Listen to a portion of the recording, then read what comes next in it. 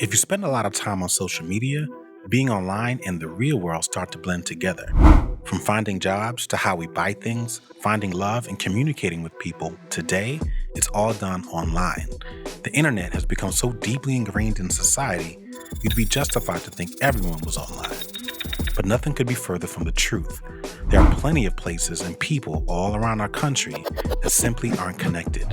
This is the digital divide, the difference between the haves and the have-nots, the online and the offline, the upwardly mobile and the left behind. If the internet was a book, some of us wouldn't know where to find it, how to read it, and most importantly, how it can improve their lives. So we called on two of the most technologically savvy people we know to learn more. Meet Sheena Allen. She's a tech entrepreneur, speaker, and founder of Capway, a digital ecosystem that offers world-class tools and resources to help customers manage their money throughout their lives. Fun fact, she's also the youngest woman in America to own and operate a digital bank. Next, meet Sherelle Dorsey. She's a data journalist, strategist, and entrepreneur focused on the intersection of technology and Black innovation. She's the founder of The Plug, a subscription news and insights platform, and author of the book, Upper Hand, The Future of Work for the Rest of Us. I can't help but to think about the last time I saw you, which was at a financial conference. I think it was Orlando. I remember going to the gift shop to get some medicine, and there were two women in line in front of me that were getting ready to buy some things. And one woman was getting ready to pay using her phone, and the other woman saw her and started roasting her. What? Like, what are you doing? Like that, you look crazy. Or like, bro, what are you talking about, man? Like, you know how we do, like just roasting her. And I couldn't help but to think, like, I knew I wanted to have this conversation with you. But then here I was having a very real moment of, I don't want to call it tech illiteracy, but like discomfort. She was not accustomed to it. It was unusual to her. So I share that story because I'm curious as to how tech illiteracy shows up in your everyday life. Yeah, and I'll talk about it in two sides. One, personal, professional, then pre and post pandemic, because the pandemic has played a huge role in it. Pre-pandemic, a lot of my family members still kept their money in their house. Cash was still king. Like, I want to see my money, touch my money. Like, I don't want to, just if I'm just being transparent for this podcast, I don't want the white man touching my money. Like, I need to be able to look at my money, touch my money. It's mine. I don't trust you. And so to tell somebody like my dad, whether it's someone who is 60, honestly, someone who is 20, where I'm from, to download this app and all your money is going to move through these digital transactions right there on your phone. One part of it sounds like cool. Another part sounds like that's a scam. Like, I'm not doing that. Yeah, not going to happen. And so you had this world pre-pandemic where that was the case. And now you fast forward post-pandemic where those who did not trust to do things on their phone from a digital transaction perspective, they were kind of forced into what we now are calling the cashless economy.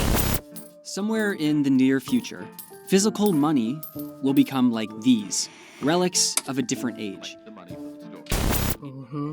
You couldn't walk to the bank branch. My grandmother, you couldn't pay her, Lord rest her soul. If she probably was alive after this pandemic, she probably would not have cared at all. She probably been like, I'm going to just not touch money and let somebody give me $1 until I can get back into, because she had those relationships. Our grandparents had those relationships with like the bank teller. Yeah. And I got to talk to my girl, Susie, over here. And I'm not talking to nobody else. Yeah. That was my grandmother. And there's a lot of people from my personal experience in the South that were like that. Yes. So you pushing to a post-pandemic world where bank branches were closed down. You push to a world where a lot of bank branches closed down. Banking debt increased maybe 50-60% in certain areas because those banks were closing down. The pandemic came and said, hey, we're not even going to open back up once we can't open back up.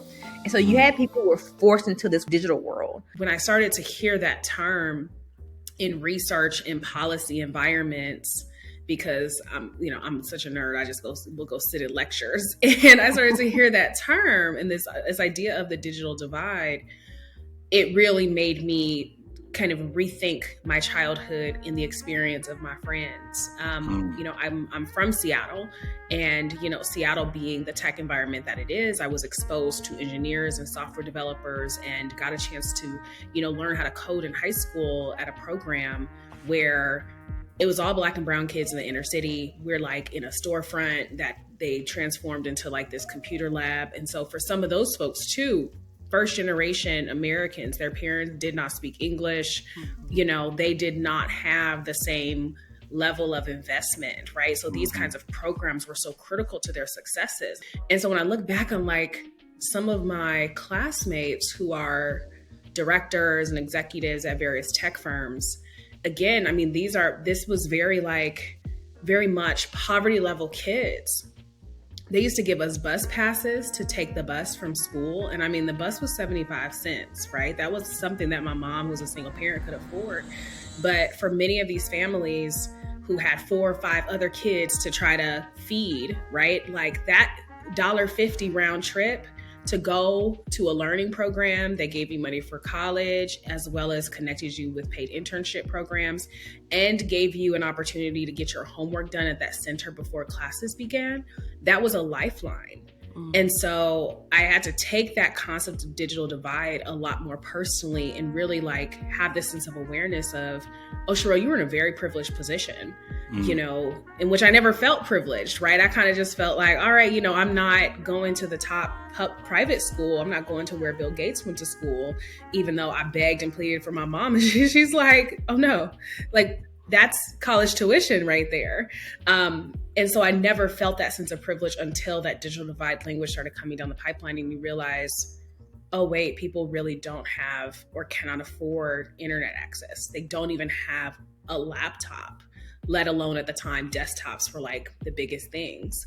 And that prevents them from excelling because they have to rely on public services and hoping that, you know, your 45 minutes of Wi-Fi at the library before it cuts off is adequate enough time for you to do the research you need to complete your assignments. We hope you enjoyed this episode of Cashing Out the Podcast. To see more videos like this, please subscribe to our YouTube channel and be sure to turn on your notifications. To get your copy of Cashing Out the book, visit Amazon.com, Barnes & Noble, your local bookstore, or download the audiobook on Audible.